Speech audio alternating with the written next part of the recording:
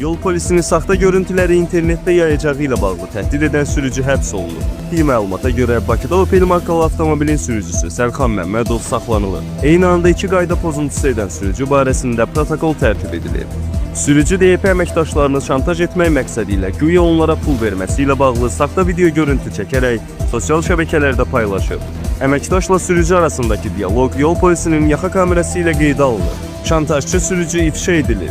Barəsindəki protokolun ləğvinə çalışan və əməkdaşları təhdid etməyə cəhd göstərən Sərxan Məmmədov əməlini etiraf edib və həbs olunub. Bu görüntüləri sizə təqdim edir. Gəlin bu 10 manatı verməyə. 244, 244.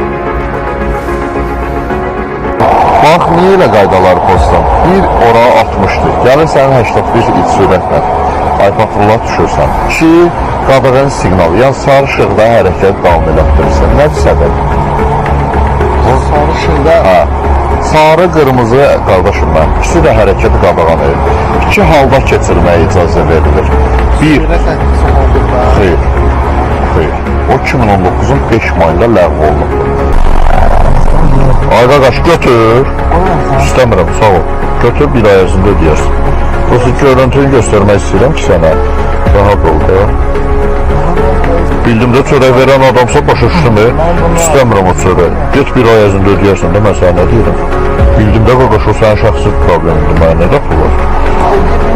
Məsələn, sən, ay qaqaş, pulu gizlət də, özün də problemə salasan mənə də. Götür pulu. Yola gedirik də. Həm Məmmədov Sərxan Nizamoğlu Zirə yolunda yol patrul xidməti məni saxlayaraq cərimə yazdı. Mən də onlardan heyfimi çıxmaq üçün 20 manat onlara vermiş kimi video çəkiliş etdim. Onlar məndən pul almadılar. Mən polislərə pul verməmişəm.